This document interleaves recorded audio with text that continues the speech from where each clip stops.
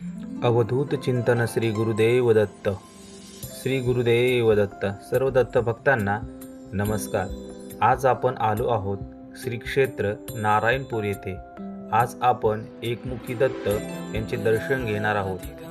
चला तर अवधूत चिंतन श्री गुरुदेव दत्त.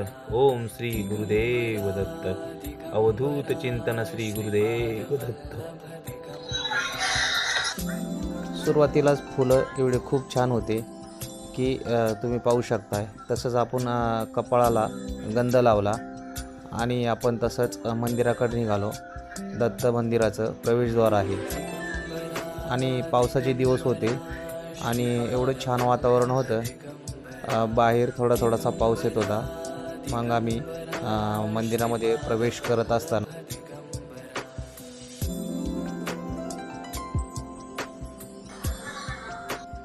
दारातच आल्यानंतर आपल्याला श्री दत्तगुरूंचे 4 वेद असणारे जे श्वान आहेत ते दारातच बसले होते आपल्या स्वागतासाठी. आपण तसंच त्यांचं दर्शन घेऊन तसंच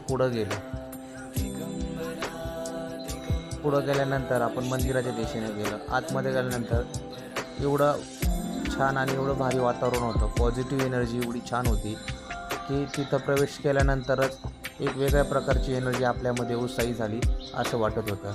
आणि पुढे गेल्यानंतर मंदिराच्या स्क्रीनवरती एकमुखी दत्तांचं लगेच दर्शन झालं. तसंच आपण सुरुवातीला जे फोटो लावलेले आहेत त्याच्यामध्ये गुरुचरित्राचे सर्व अध्यायांचे फोटो लावलेले आहेत.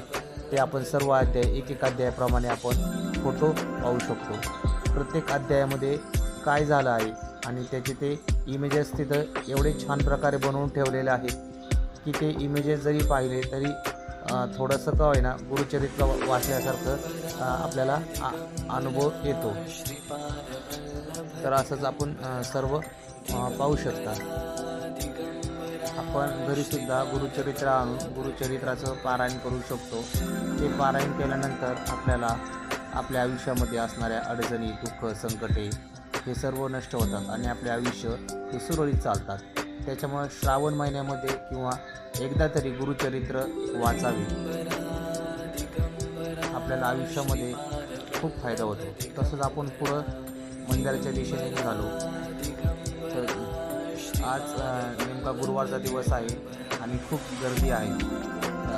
तर इथं पुढं आल्यानंतर आपल्याला ग्रंथ, श्री गुरुदत्त चरित्र वगैरे इथं आपल्याला सर्व पुस्तके उपलब्ध मिळतात. आपण तिथं घेऊ शकता.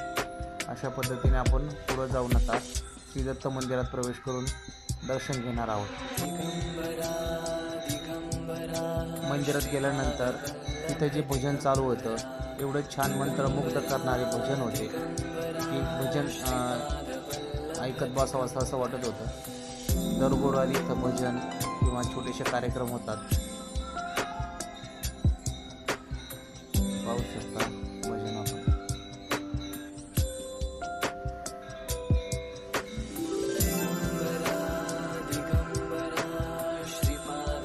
दत्तांचं मंदिर आहे.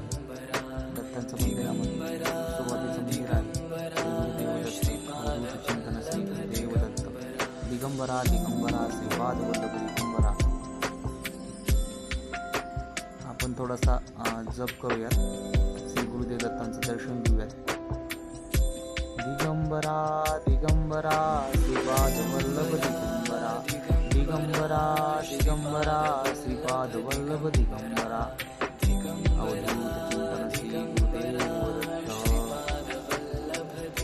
चला आपण आता पुढे दर्शन घेऊया.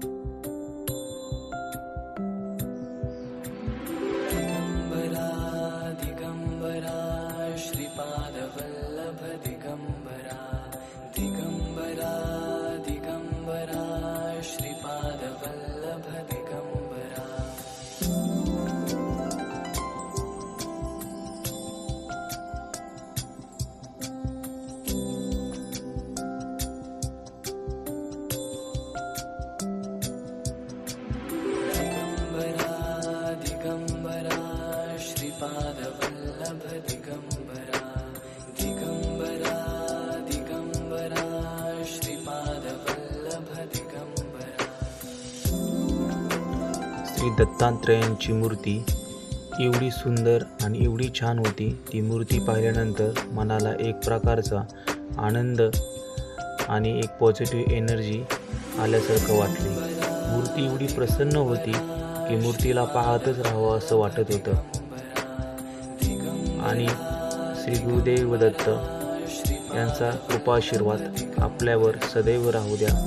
सर्व दत्त भक्तांवर. कृपया व्हिडिओ आवडल्यास लाईक करा, शेअर करा, सबस्क्राईब करा. ओम श्री गुरुदेव दत्त. अवधूत चिंतन श्री गुरुदेव दत्त.